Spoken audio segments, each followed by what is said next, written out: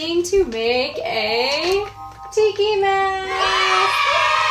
Understand I'm gonna make a tiki mask? Tiki, tiki, tiki, tiki. This is an Aku Aku mask from the game Crash Bandicoot. It's not finished, but I think I'm gonna make another one for our lesson. So yeah, let's see how this goes. Since we have to be, you know, doing social distancing anyway, and we're out of medical masks, get a paper bag and make a tiki mask. Just like this. So, what you need to make your tiki mask is a brown paper bag. You are also going to need a pencil. I always draw with pencil first.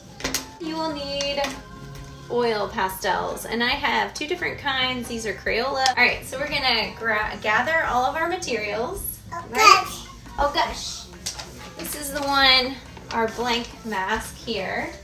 And let's see what we need to get started. I put together a PowerPoint. So if you have never seen a tiki mask or you have no experience with tiki mask whatsoever, I like to kind of look up some background information and kind of learn a little bit about it before we get started so you can have an idea of what design you want to make. So what are tiki masks? They are hand-carved wooden decorative masks, but we're going to be making a utilitarian one that you can actually wear. So they're intended to represent deities, which means gods, like Moana, like the god, what was his name? Why am I drawing a blank right now? But funny big guy from Moana. Not Mama. You're confusing me. And they bestow traits upon the setting in which they're placed. So each mask represents a different purpose or different trait that it can bestow upon you when you wear it. All right, where are they from?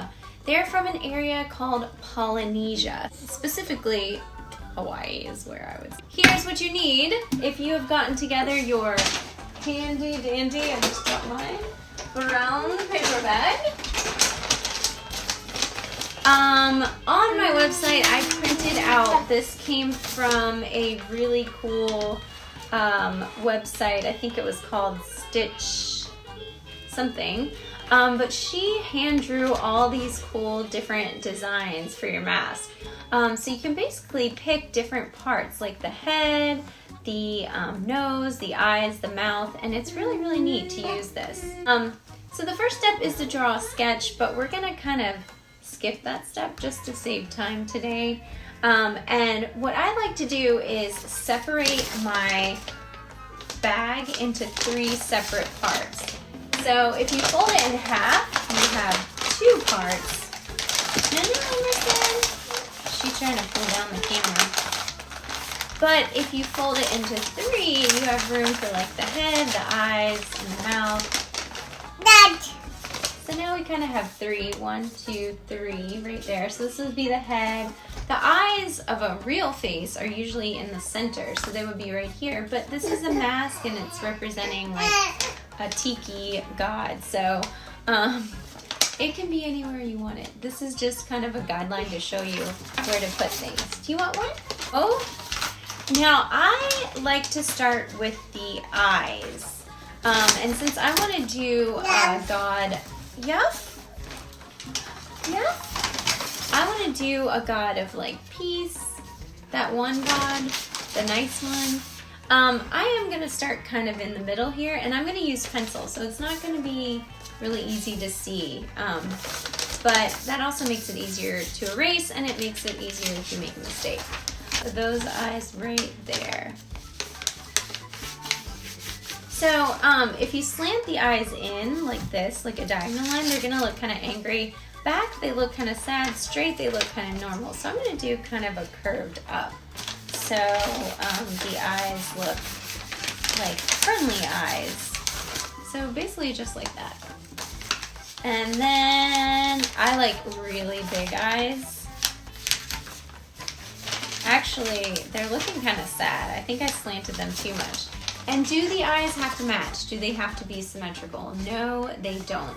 So I'm gonna make one, since it looks kind of sad, I'm gonna make one straight and one tilting up, so that way it's not. Let's see, Tiki noses. I like kind of the triangle nostril nose. Need a mouth. Now I don't want a scary mouth, I want mine to be nice, like I said. So I'm gonna make mine kind of like a smile. Kind of like this one here with all the teeth. And maybe give it some big lips around. That's kind of hard to see, but you will see it when we add oil pastel. Okay, so then I'm gonna have the teeth. Oh, there's a crown. Ooh. So there's some cool crowns and eyebrows. I'm gonna give mine a unibrow.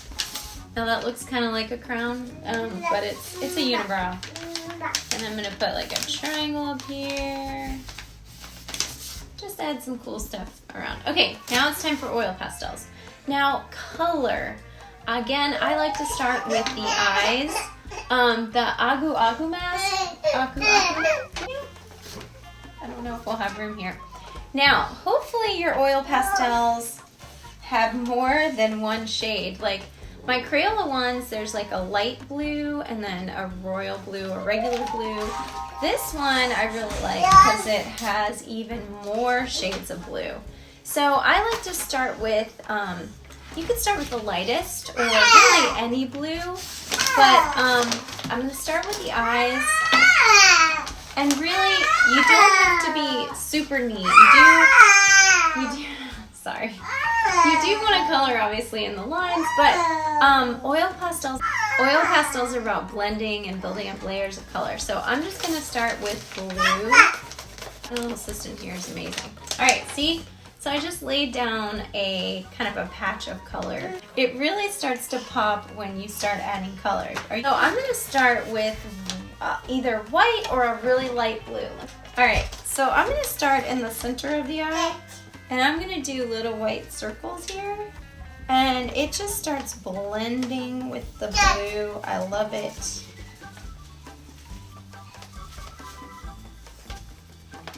Wow, isn't that cool? It just like pops out. Now I have this other shade of blue. I'm gonna kind of blend it some more with. That's why I love oil pastels. It's kind of like painting, drawing and painting.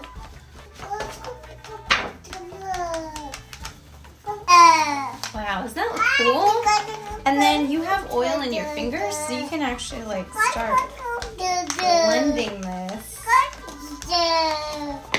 with your finger. Once you get enough layers, like that's why you have to build up the layers. But I'm taking that first blue that I started with and kind of going over the edges.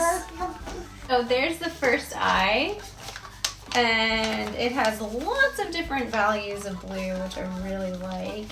And I've kind of blended it. I'm using kind of a circle to blend it with. And your fingers are going to get messy, by the way. Mama, mama, mama. You want to watch Baby Bum? Baby Bum is your favorite. Okay, now we're going to add the nose. I think I'm going to make the nose orange, just like the Agu Agu mask. And I've got my orange right here. Now this one too, I've got several colors. This is actually yellow, but there's like a light orange and then a reddish orange, green, right? Is that right? What color makes green? Look here. What's this color? She might want my pointer. What this? This? Good. Okay, now for the lips. We want a nice fancy red. Nice bright red lip. We need the red lip. And then white teeth. We want the teeth to really pop. Alright, so I'm gonna start with the white. In fact, like, I don't ever use black oil pastel until the very end because it will mix with any other color that you put it next to. So it's kind of hard to see where the teeth are, but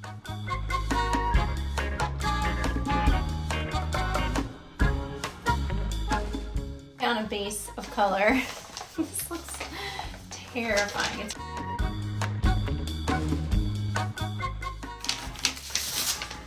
Voila! Oh, it looks so sad. All right, now I'm gonna do the red. It looks kind of like a clown. Not looking like a tiki mask. All right, so same thing with the red. She looks like she has makeup on. She has some eyelashes. Mama. I'm gonna do that eyebrow thing green, just because I don't have any green yet. The lips aren't really done because there is another red. It's like a orangish red or even a pink. You could go in and mix and have some different values with that. Do you like the mask? Do you like the mask so far? Or no? You want to help me? It's even harder to do this with the baby. All right, so I'm taking some of the dark green. And once you have the base layer down, you also want to add an element of art called texture. And texture is, since these are supposed to be made out of wood, texture is kind of like drawing what the texture would feel like. So I'm just drawing some vertical lines. This is an easy kind of a cheat way to do it. So it looks kind of sad and happy at the same time. My mask looks like it has some some problems. Yeah, I might abandon this one.